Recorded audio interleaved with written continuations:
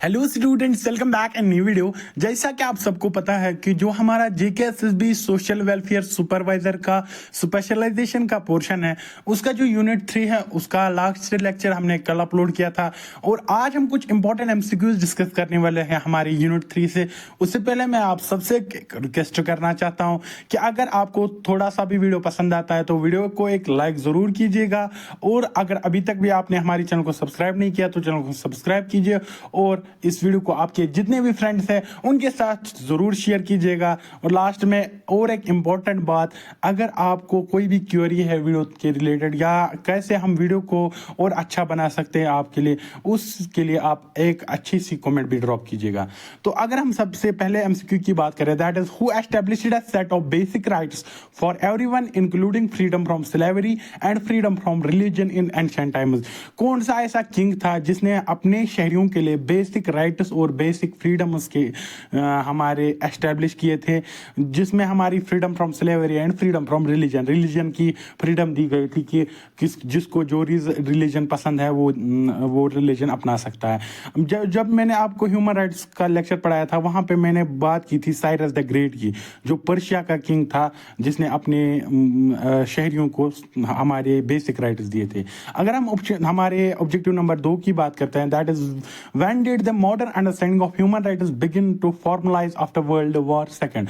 जब हमने हमारा जो एवोल्यूशन ऑफ ह्यूमन राइट्स पढ़ा था, वहां पे मैंने आपको बोला था कि हमारा जो जब वर्ल्ड वॉर सेकंड खत्म हुआ था तो 1945 से हमारी जो ह्यूमन राइट्स की जो सेंस है, अंडरस्टैंडिंग है, वो वर्ल्ड में डेवलप होने लगी। अगर हम हमारे ऑब्जेक्टिव नंबर 3 की बात करें, that is what is the primary document that outlines human rights.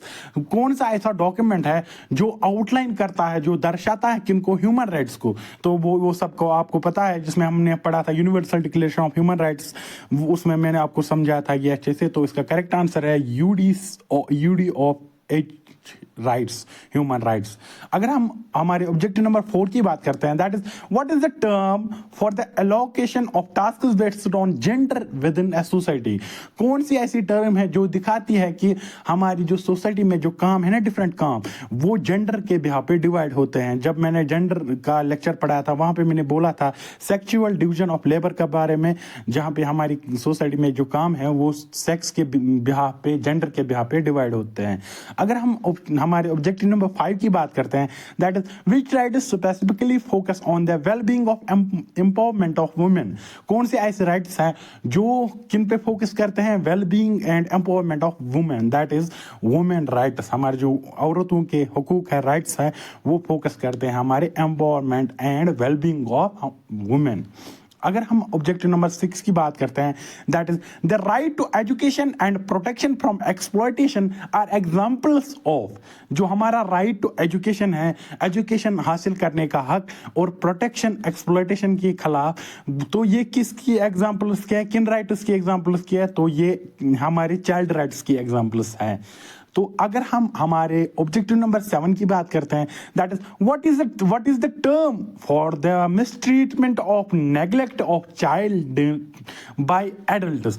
कौन सी ऐसी टर्म है जिससे हमें पता चलता है, जो दर्शाती है कि जब अब माँ बाप, जो एडल्ट्स है, जो माँ बाप है, वो अपने बच्चों को भूल जाते हैं, दैट इज चाइल्ड अब्यूज। चाइल्डों के साथ गलत जब होता है, बच्चों के साथ गलत जब होता है।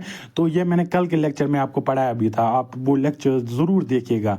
अगर हम ऑब्जेक्टिव नंबर 8 की बात करते हैं, that is which is harmful practice involves treatmenting in pregnancy based on unborn child gender. कौन सी ऐसी प्रैक्टिस की जाती है जो हमारी हार्मफुल प्रैक्टिस है, जब हमारी जो बच्चा है उसको उसके माँ के पेट में मारा जाता है, उसको हम बोलते हैं फीमेल फैटिसाइड, जो मैंने आपको लेक्चर में अच्छे से समझाया है, आप लेक्चर देखिएगा जरूर। अगर आप हमारे ऑब्जेक्टिव नंबर 9 की बात करते हैं, that is what is the term for forcing children to work in a street of attending school. कौन सी ऐसी टर्म है, कौन सा ऐसा काम है जो बच्चों को फोर्स करता है कि वो फैक्ट्रीज में काम करे स्कूल जाने के बजाय। तो इसका करेक्ट आंसर है that is child labour. Child labour को मैंने वहां पे अच्छे से समझाया है।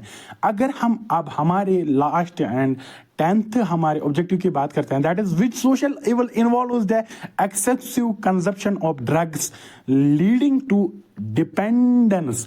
कौन सा ऐसा सोशल इवल है, कौन सी ऐसी सोशल प्रैक्टिस है जिससे हम क्या करते हैं, कंजम्पशन ऑफ ड्रग्स, और ये आपको दूसरों पे डिपेंडेंट बनाता है। तो इसका करेक्ट आंसर है दैट इज ड्रग एडिक्शन।